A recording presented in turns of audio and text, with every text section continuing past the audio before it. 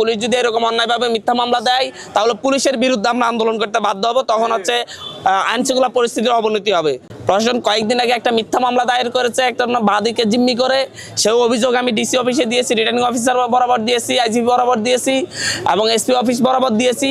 সেটার ব্যবস্থা অতি দ্রুত নিতে হবে, না হয় আমরা এর বিরুদ্ধে নিজেরা রাজপথে আন্দোলন করব। আজকে আমাদের মনোনয়ন যাচাই বাছাইয়ের দিন ছিল, মনোনয়নপত্র বৈধ হয়েছে, এই জন্য আল্লাহর কাছে শুকরিয়া আদায় করতেছি। আলহামদুলিল্লাহ। জাতীয় নাগরিক পার্টি এনসিপি ইনশাল্লাহ বাংলাদেশের মধ্যে প্রথম যে আসনটা পাবে সেটা হচ্ছে নোয়াখালী 6 হাতিয়া ইনশাআল্লাহ। এবং আমরা আশঙ্কা করছি যে হচ্ছে আমাদের যে অস্ত্র উদ্ধার এবং সন্ত্রাসী গ্রেপ্তারের যে অভিযান সেটা এখনো হয় নাই। সন্ত্রাসীরা হুমকি দামকি দিচ্ছে, ভোটাররা ভয় পাচ্ছে, সাধারণ মানুষ এখনো মিছিল মিটিংয়ে ভয় পাচ্ছে। সেই ক্ষেত্রে অতি দ্রুত সন্ত্রাসীদের গ্রেপ্তার করতে হবে এবং হচ্ছে একটা যৌথ অভিযান চালিয়ে অস্ত্রধারীদের গ্রেপ্তার করতে হবে, অস্ত্র উদ্ধার করতে হবে। এটা ছাড়া একটা সুষ্ঠু নির্বাচন সম্ভব না। বৃহত্তর নোয়াখালীর মধ্যে সবচাইতে দুর্গম অঞ্চল হাতিয়া, সেখানে এক্সট্রা ফোর্স দিতে হবে, সেখানে এক্সট্রা ব্যবস্থা রাখতে হবে এবং মনে রাখতে হবে যে এই আসনটি খুবই গুরুত্বপূর্ণ আসন এবং এটার উপর নির্ভর করবে নোয়াখালী অঞ্চলে আসলে হচ্ছে সুষ্ঠু নির্বাচন হচ্ছে কিনা।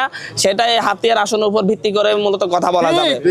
তো সেই জায়গায় আবারও বলছি যে হচ্ছে অস্ত্র উদ্ধার অভিযান, সন্ত্রাসীদের গ্রেপ্তার করতে হবে এবং হচ্ছে নির্বাচনের দিন সহ নির্বাচনের আগে পরে অতিরিক্ত ফোর্স অন্যান্য আসনের চাইতে বেশি ফোর্স হাতিয়াতে অবশ্যই রাখতে হবে।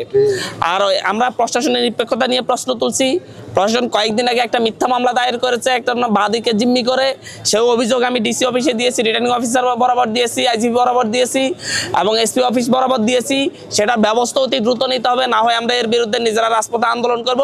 যদি এরকম চলতে থাকে, পুলিশ যদি এরকম অন্যায়ভাবে মিথ্যা মামলা দেয় তাহলে পুলিশের বিরুদ্ধে আমরা আন্দোলন করতে বাধ্য হব। তখন হচ্ছে আইনশৃঙ্খলা পরিস্থিতির অবনতি হবে। অতি দ্রুত এর ব্যাপারে রিটার্নিং অফিসার ব্যবস্থা নেবে বলে আমরা মনে করি। আমরা প্রস্তুতি নিয়েছি, আমরা হাতিয়ার মানুষের পাশে দাঁড়িয়েছি, হাতিয়ার জন্য লড়াই করেছি, হাতিয়ার হয়ে লড়াই করেছি এবং এই লড়াই শুধু আমার জিতার প্রশ্ন নয়, এই লড়াই হাতিয়ার মানুষের জিতার প্রশ্ন। হাতিয়ার মানুষ যদি জিম্মি দশা থেকে মুক্ত হতে চায় অবশ্যই শাপলা গলি বিজয় হবে ইনশাআল্লাহ।